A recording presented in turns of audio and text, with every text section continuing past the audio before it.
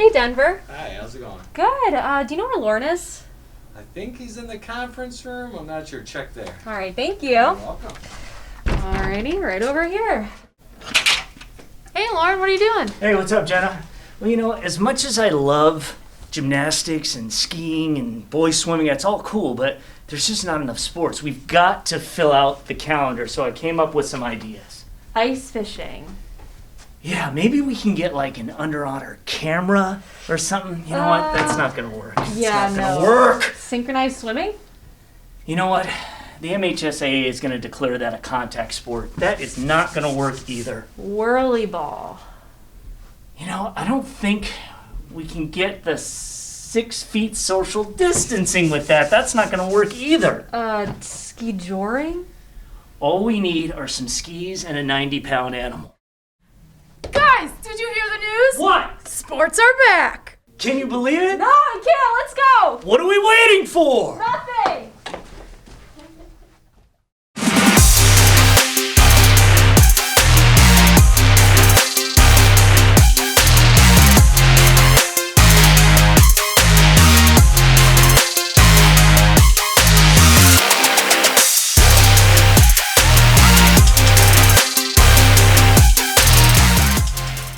Hey Michigan, we cannot tell you how happy we are that we have a full slate of sports highlights to bring you. As you could tell, we were getting just a little desperate, but all is well that ends well. I'm Lauren Plant. Welcome back to State Champs for a decade now, proudly presented by Lawrence Technological University. You know, Lauren, I graduated from Lawrence Tech in the Media Communications program, got a chance to intern here, saw sports like football start up. In fact, there are more sports offered at LTU than a lot of major public universities. If you have the dream of being a collegiate athlete, recruit yourself at LTUathletics.com. She does not lie. We also are brought to you by the Michigan High School Athletic Association, the Michigan Army National Guard, the Detroit Medical Center's Physical Therapy and Sports Medicine Group. We've got a brand new Game Changers segment coming up on the show. And finally, the Detroit Athletic Club Foundation's Male and Female Athlete of the Year Awards. Coaches, athletic directors, nominate your top student athletes for, in my mind, the top honor in the state. Application deadline extended through the end of February. Find out more at dacathleteoftheyear.com. Boys and girls basketball, hockey, competitive cheer, they all got going this past week. This program is where you get to see all of it. So sit back and relax, and let's do this.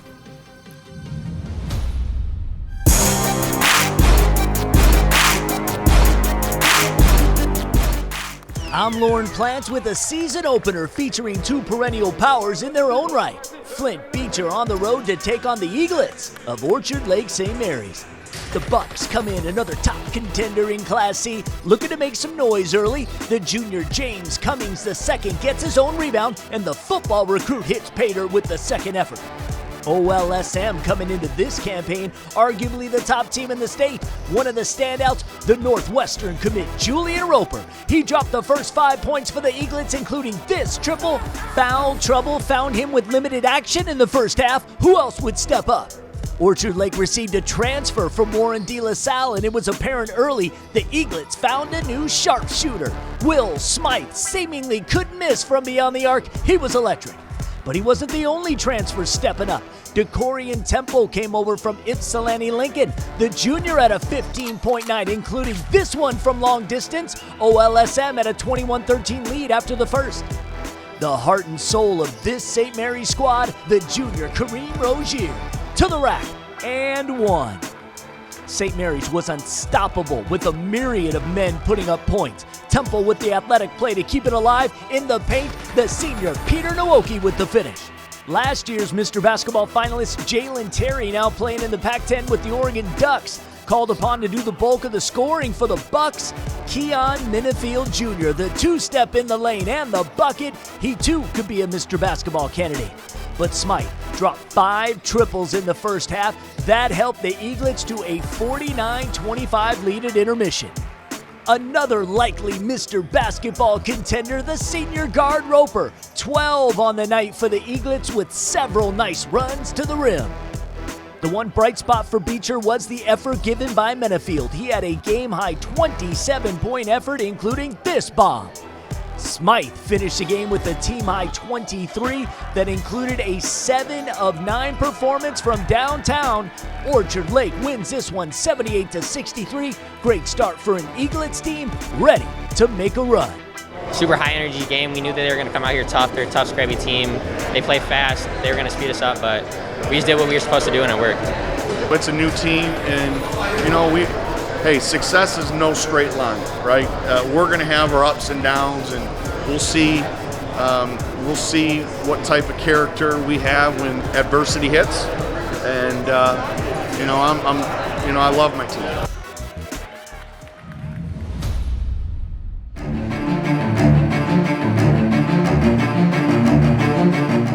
I'm Ryan Slocum in Saginaw for arguably the best rivalry in the state. Arthur Hill at the High for their one and only meeting of the season. That due to the Trojans dropping down to the Division II playoffs.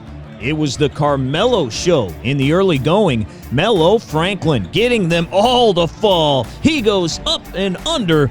The Jacks jumped out to a 10-0 lead. Melo scored 21. The High finally gets the offense going. Isaiah Page with the outlet to Kareem McCune, who's the highest in the room. But Arthur Hill still led it 23-11 after one. The second quarter was all Lumberjacks. Shedrick Morrell Jr. stunting like his daddy, the two-time state champ used to do at BV. Then it's Morrell finding the trailer. Tyrese Davis for another triple. Arthur Hill opened up a 21-point lead at the break, 41-20. But Derek Campbell gets the Trojans back in it. He put the Jacks on his bucket list. The Soup Man with the scoop, the hoop, plus the foul. Then Campbell catches his own miss. He scored a game-high 37. Arthur Hill led it by 15 after 3.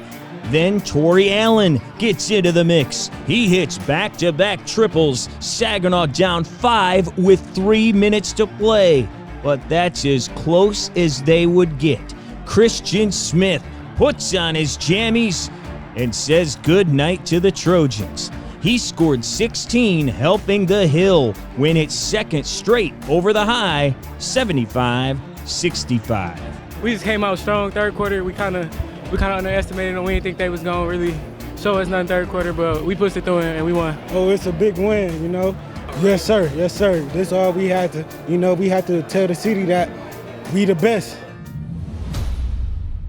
Time now to take a look inside Lawrence Technological University Athletics.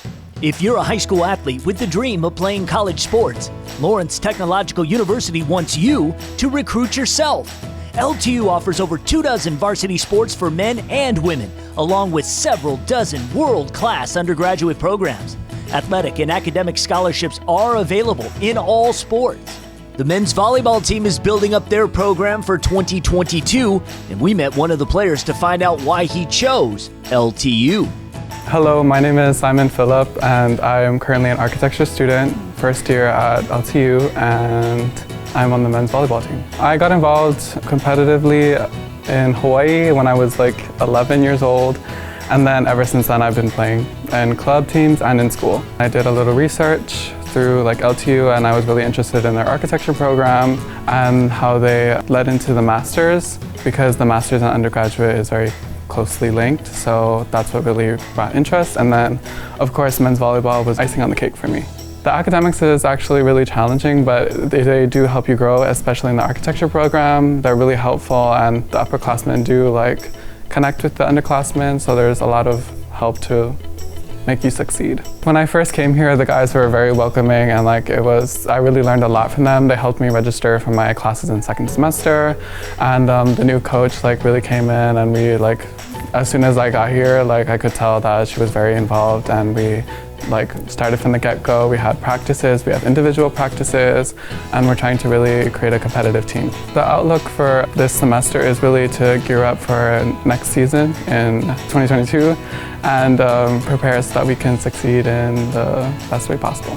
If you're looking for both a competitive athletic team as well as good academics that can help you succeed after school, LTU is a really great choice, and we have a lot of resources to help you succeed in both ways. Take your future into your hands. Visit LTUathletics.com and recruit yourself. Lawrence Tech, where Blue Devils dare.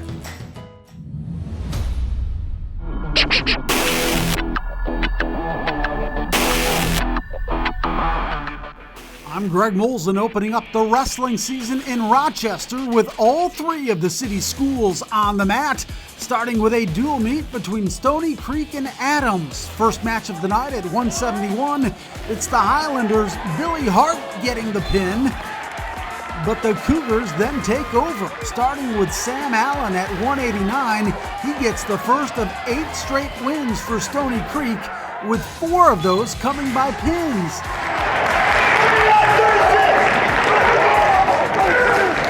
Luke Gittens continues the Cougars' onslaught, adding another pin at 125.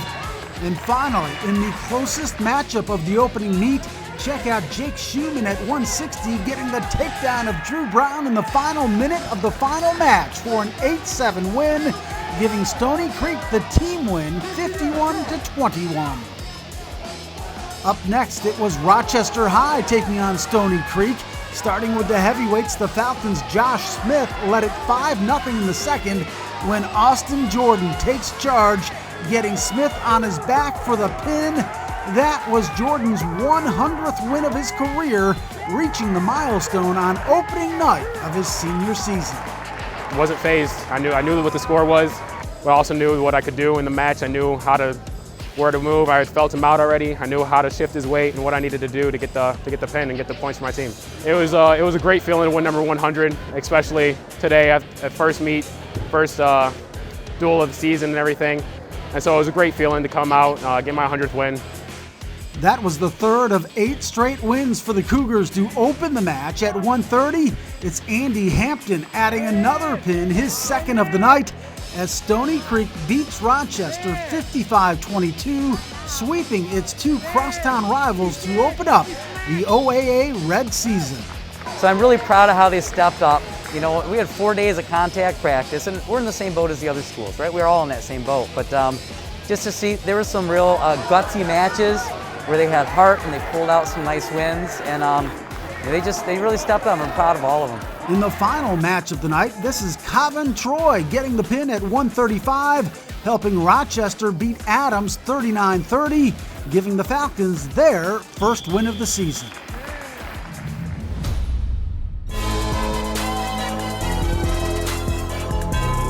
Hi, I'm Laura Ramus from DMC Physical Therapy and Sports Medicine, and today on Game Changers, we're going to talk about a safe return to sport and physical activity after having COVID-19. For athletes returning to sport after having COVID-19, it's important to answer a couple medical questions to make sure you have a safe return to your sport and physical activity. 3 of the common complications after COVID-19 include, number 1, the lungs.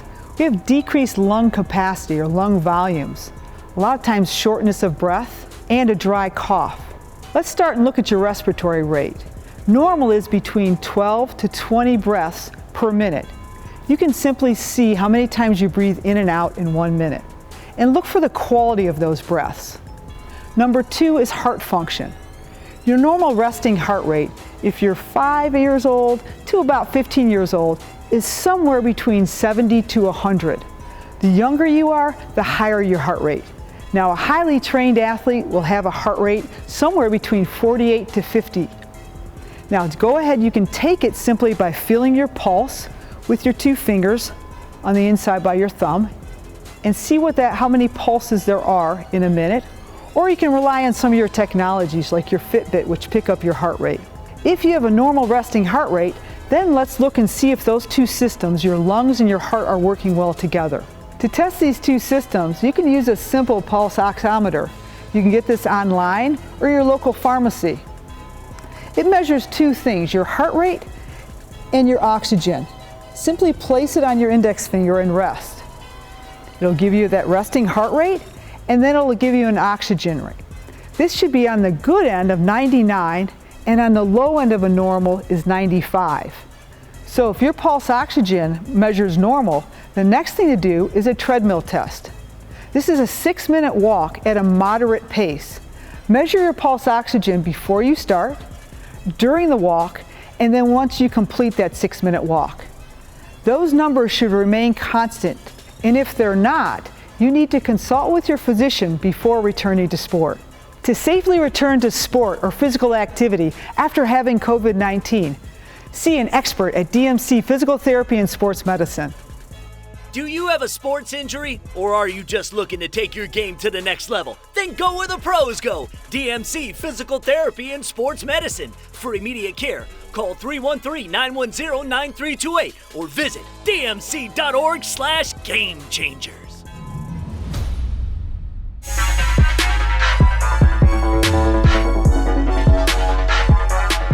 I'm Ryan Slocum. We go to the west side for some boys basketball from Wednesday night with Grand Rapids Catholic Central at home taking on Grand Rapids South Christian. CC in the home whites coming off a 19-3 record in 2020. First quarter, Jack Karazinski goes behind the back, then takes it the rest of the way through the paint. He gets the tough runner to fall. Back comes South Christian. Great ball movement here. Going inside, then back to Evan Rodema for the catch and shoot triple out of the corner. The Sailors led it 16-7 after the first, and they continued the outside attack in the second. This time, Ty Reinbrandt in the other corner for the transition triple. South Christian went into the locker room leading 36-25. GRCC looking to cut into that deficit in the second half. The freshman Darrell Brooks with the show and go. He gets to the rack for the bucket and the foul. Brooks finished with 13 points on the night. The Sailors come right back at him. Rodema with the drive and dish to Connor Dykema, who lays in the bunny. He scored a team-high 11. South Christian led it 48-37 after 3. And man, did we have an incredible fourth. It begins with the sophomore Caden Brown jumping the pass and taking it all the way for the deuce. Cougars now down just one at 53-52. Then it's Brooks with a perfect feed inside to Karazinski, who is bucket bound. Catholic Central takes its first lead 54-53. We go to the final moments of this one. South Christian gets it into the corner for Elliot Grasheis, who dials from distance. That puts the Sailors back up a penny at 56-55. GRCC had the ball with 1 second left, and Coach dials up the Christian Leitner play. Luca Ressler heaves it deep. Karazinski grabs it, turns, fires, and wins it. Shot of the year on opening night. And he's even wearing Leitner's number 32. Grand Rapids Catholic Central starts the season with a bang. 58-56 the final.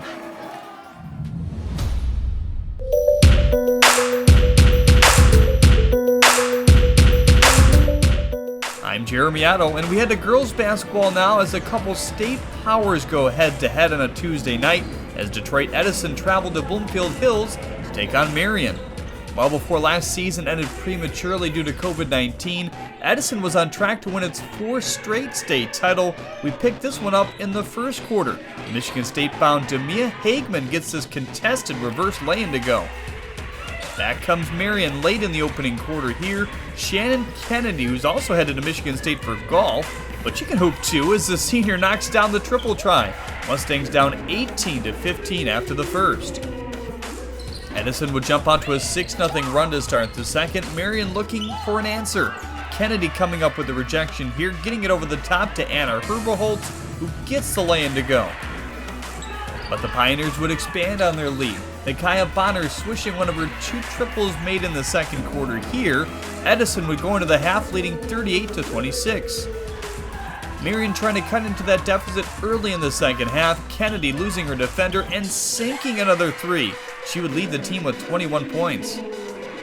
Then it would be the junior Sarah Sylvester calling for the post touch and converting off the glass. Marion trailed by 12 heading into the fourth. While Hagman showcasing why she's a Miss Basketball candidate on this play, fights her way down the lane and finishes in style with the double clutch. She finished with 16 on the night. Later would be Hagman finding the cutting Ruby Whitehorn, who polishes off the 2.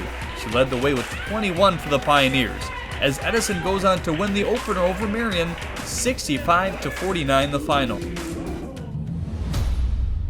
Celebrating 25 years of excellence, the greatest honor a Michigan high school student athlete can earn, the Detroit Athletic Club Foundation's High School Athlete of the Year. You're one of the tops in your sport. Prioritize education and giving back, like Cassius Winston, Megan Bobian, Rakia Jackson, and Aiden Hutchinson did. 6 male and 6 female nominees earn $1,000 of scholarship money, with $5,000 each to be awarded at an amazing red carpet gala in downtown Detroit. Nominations accepted. You cannot be nominated if you don't apply. Download the application today at dacathleteoftheyear.com. That's dacathleteoftheyear.com.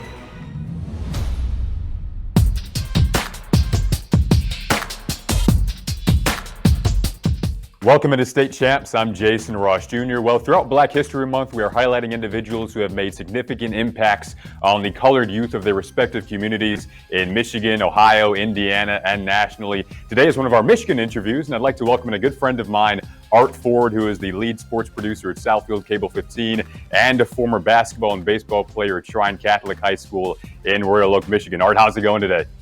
It's going great, man. It's good seeing you. Thanks for having me. Great seeing you. Always great to have you on. All right, I want to start off by touching on that passion that you have for sports, having played and now as a producer. What role did your love for being in the midst of the action play in your decision to go into the production side of broadcasting? I think you just hit the nail on the head right there. As an athlete, sports was definitely a huge passion of mine. And then I got into camera work and photography, and I developed a pretty decent skill at it. So, with sports, I always knew I was going to go down that road. I just didn't know what career path. So then combining, what I love, which is camera and photography, with sports, it was only fitting for me to go down the road of sports broadcasting. So it was like a perfect fit for me. A part of your role is chronicling the lives of athletes and the trials and tribulations that they go through. You and I have worked on shows together, and something that you do is you chronicle the lives of Black athletes. We've done a lot with Southfield schools and whatnot, and I wanted to ask you, what part of that responsibility is meaningful for you, having the opportunity to chronicle the lives of Black athletes? Oh man, I would say the first thing for me, and it's kind of personal, is that, 20 years from now, these kids can look back and they can see themselves as an athlete and, playing. Because for me, I wish somebody would do that for me, where I can look back, show my kids, show my wife on how great their dad was as an athlete back in the day. But the main reason is just that, there's 5 stars and 4 stars that are always getting looked at. They don't have an issue as far as people viewing them or getting that publicity out there for them. So for us, it's always great where we have so many diamonds in the rough here, and it's great talent, and they don't get that same opportunity. And it's just great and it's meaningful that we've been in a position where we've actually helped kids, pursue their goal and getting to the next level. To keep that their athletic pursuit going at the college level. So it was meaningful just to help them out get to the next level, those diamonds in the roughs. Art, you mentioned your wonderful family there. You have 2 young kids, Kenji, who's 5, Kiyomi, who's 7, and your wonderful wife, Miko. I wanted to ask you, I see the smile on your face there. What does it mean to you? I guess I should say, what advice would you pass down to your kids about equality, and what would you want them to know about that as they get older? It's a great question. With the kids, it's always changing as far as life lessons when they grow. But that's a great one. When you talk about equality, I think that's one of the staples that we've started talking about. They go to a school where it's really diverse, where it's Black, Asian, white, Indian. You have everything. As far as races. And the one thing that I've instilled in the kids is, they have to be confident in being proud of who they are. So that's the one staple in this household, We have examples with family, with cousins, aunts, uncles, grandparents.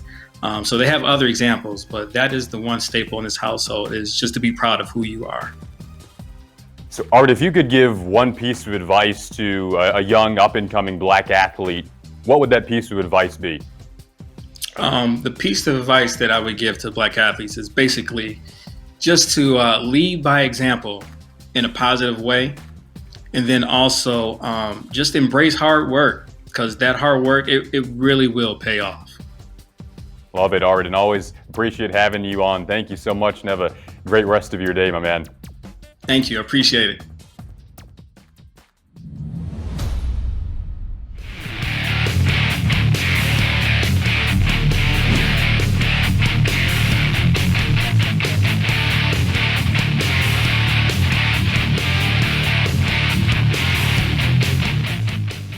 From inside the State Champs studios on the campus of Lawrence Technological University, Sean, we can finally say it. Welcome back to State Champs Hockey Time. Oh, this is awesome. It's so great to be back. It's so great to be back with you. Already some games are underway. I can't wait to get out and see some games in person.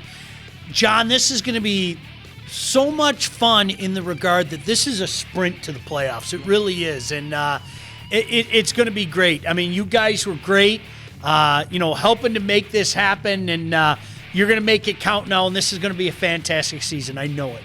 Hey, it's great they're back on the ice. So, John, why don't we go to those highlights?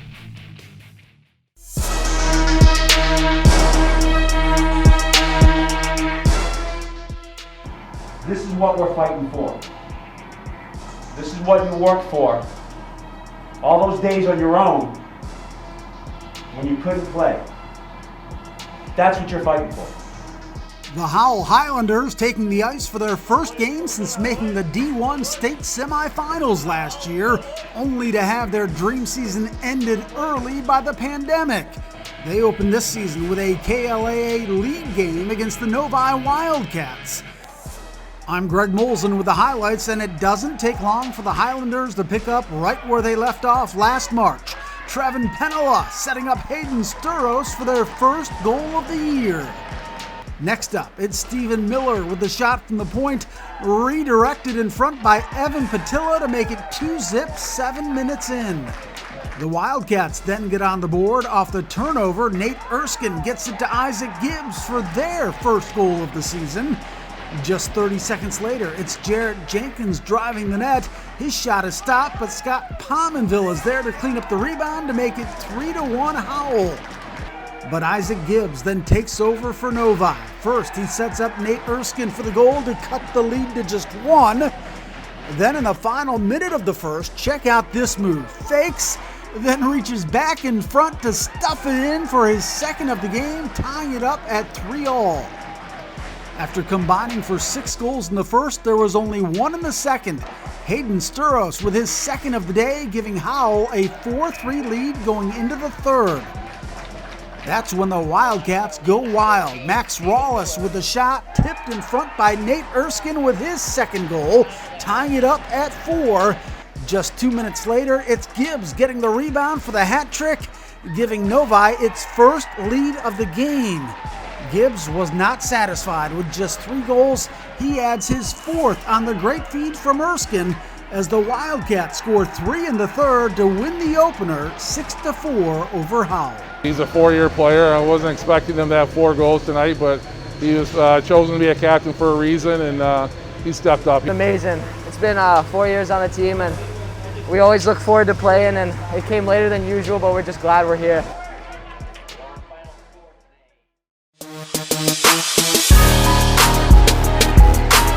I'm Chuck Pellerito, and we have hockey in 2021. The Allen Park Jags on the road taking on the University Liggett Knights on opening night of the season. 3 minutes into the game before we get our first goal. Campbell Marshall over to Alec Leonard along the blue line. Wrister is blocked, but Marshall in perfect position for the putback goal, and the Knights are up 1. And with 5 minutes left in the period, Liggett strikes again off the faceoff. Doug Wood with the wraparound in the corner, and the Knights took a 2-goal lead into the second period. Early on in the second, Nicholas Kilberg speeds down ice, just crosses the blue line and lets loose a wrist shot, beating Grant Lindsay glove side and closing the lead down to 1. Just 2 minutes later, Knights looking to score again. A lot of action in front of the net, but Rocco Scarfone from behind the net up to Tommy Gaybeck, who puts it home. Liggett back up by 2. Late stages of the second now, and Jags on a power play, but Doug Wood's gonna spoil that. Picks up the puck at center ice, only one man to beat. Great move around him, goes 5-hole for the shorthanded goal. And in the third, Wood gonna do it again shorthanded. Dodges the defender, brings it around back, gets his second shorty and a hat trick on the night, and Liggett wins the opener 5-1 over Allen Park to start the season off right.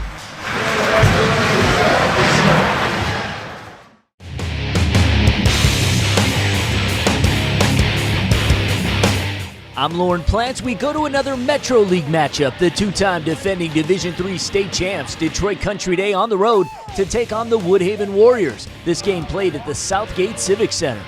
Pick things up 7 minutes into the contest. Country Day would light the lamp. The junior Alexander John goes top cheddar. Yellow Jackets a 1-0 lead. DCD has one of the best players in the state returning in the senior Lucas Kroll. He led the team with 21 goals last season, in position to bang home the rebound. Jackets went into the first intermission leading by a pair. More from Country Day in the second. The freshman Caden Ramos feeds Kroll, knocks home his second of the contest. Lead grows to 3. Moments later, Yellow Jackets capitalizing on the power play. Kroll this time doing the dishing. The junior Henry Metz snaps it into the back of the net. After 2 periods, Country Day up a bunch. Woodhaven would find the net in the remaining moments while on a 5-on-4 power play. Evan Bliss sees a wide-open Duncan McLean. Warriors within 3. But Country Day saved the best for last. Kroll just killing it behind the net, and this is always described as the Michigan goal. Let's see that again. The hat trick for Kroll in impressive fashion. There's a time and place for it. It's got to be the perfect opportunity, and just like last year, it felt like the right opportunity, so I had to pull it off again. It is funny because he did it last year against Liggett, and the goal got called off, and there was a big talk about that with the referees and stuff. And then he asked me the other day, Coach, do you mind if I do it? I said, well, if you're going to do it, you better score, because if you don't come to the bench. And he did it, and did it pretty fluidly, and ended up scoring. In the season opener, Detroit Country Day beats Woodhaven 5-1 the final.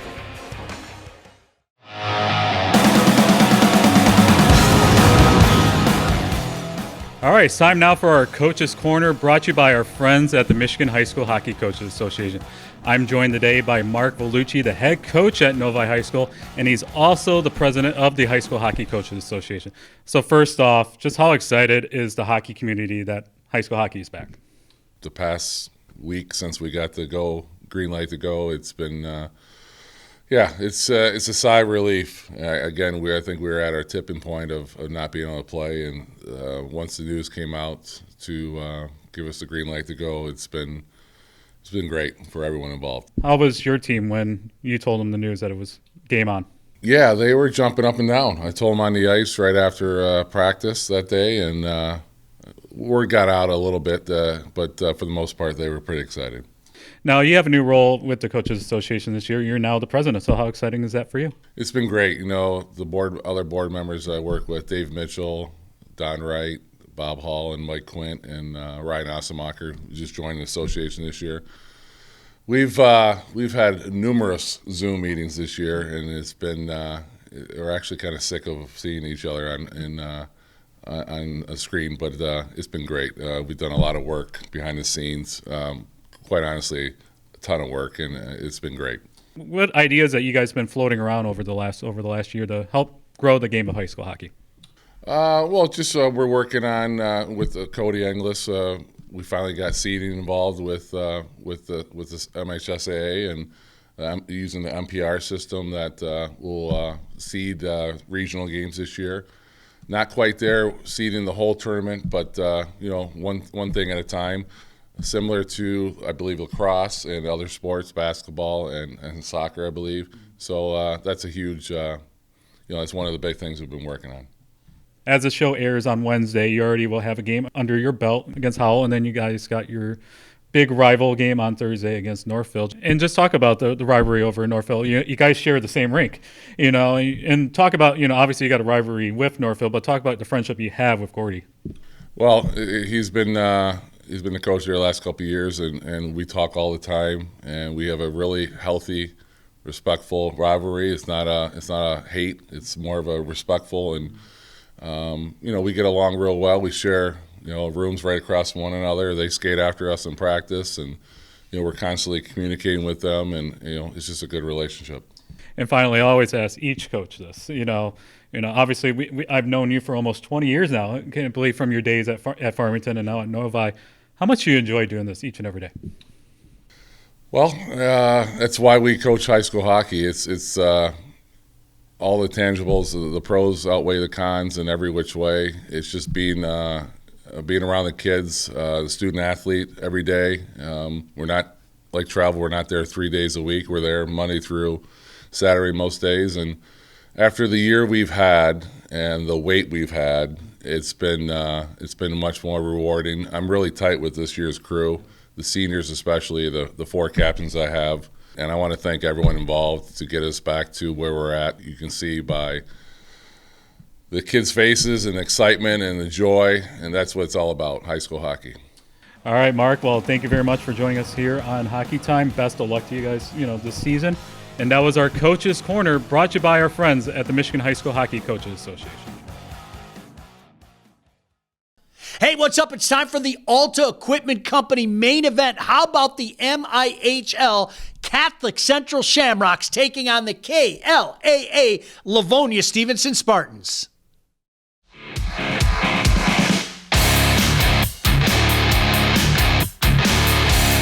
We get to play the game we love with the people we love to play it. Just have a blast. Let's be simplistic in our play. Let's be high level in our energy and our effort. And let's just have a day, fellas. Let's have a day. Let's go out and do what we do. And let's go get it done. Let's go, fellas. Here we go.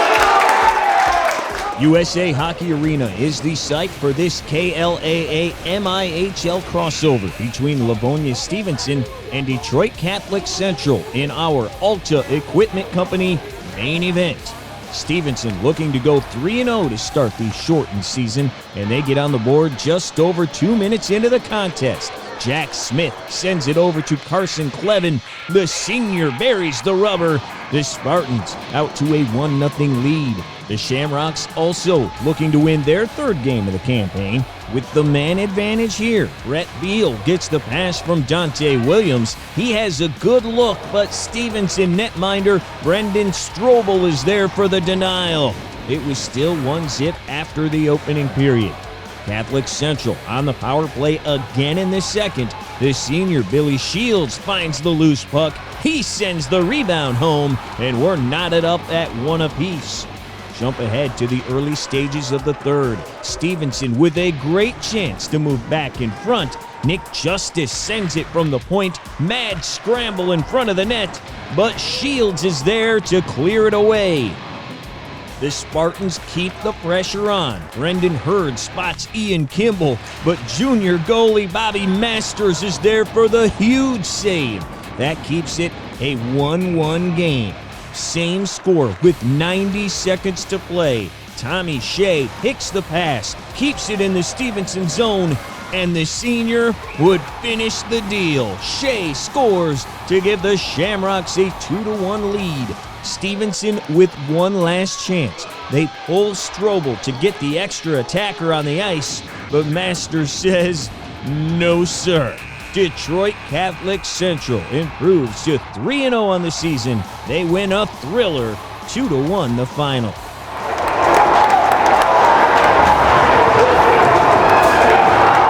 It's just great atmosphere, even with not a lot of people. And the team showed up, the boys were going, and we got that win. It was a great experience. That was fun, all right? Feel good about yourselves tonight, but recognize, as I mentioned to you yesterday, whatever happened today, we still come to the rink Monday ready to get better because we got another big week ahead. Every week, we keep getting better, all right? We got better today. That was fun to watch.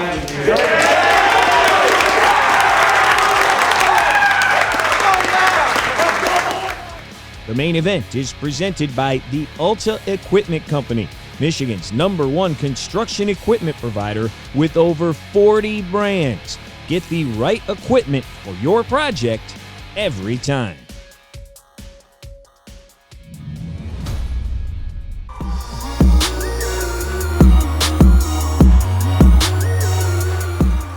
On Microlitis, we head to action in competitive cheer for a 4-team invitational as the reigning and defending state champions in D2, the Allen Park Jaguars host Divine Child, Trenton, and Walled Lake Western. We get it started in round 1 with the Trojans of Trenton. They had no issues bringing the energy here as they placed 4th in today's competition.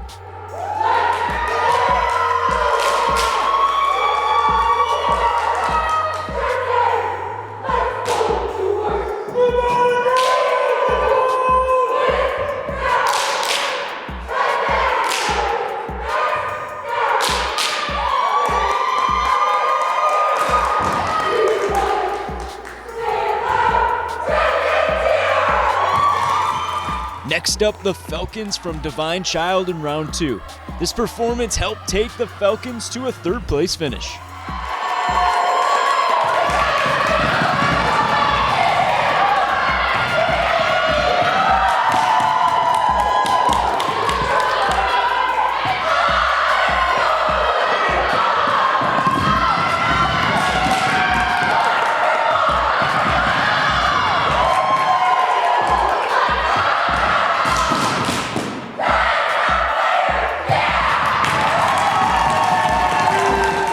On to the hosting Jags of Allen Park.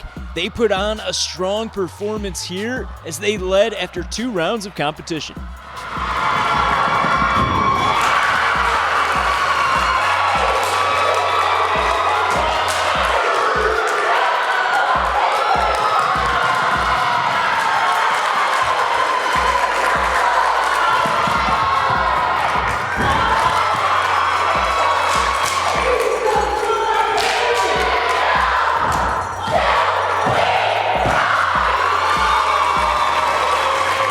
In the final round, the Walled Lake Western Warriors would stunt their way to a 2nd place finish overall.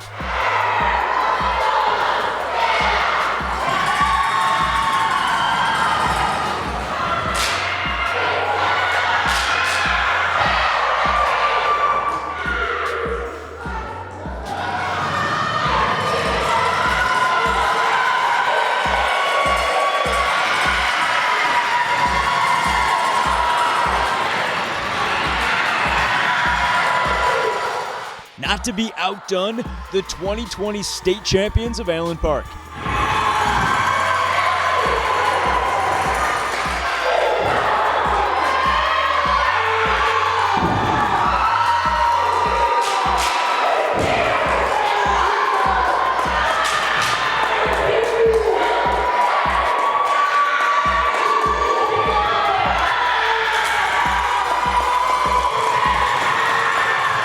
They nail their routine as the Jaguars take top honors, finishing 1st in all 3 rounds.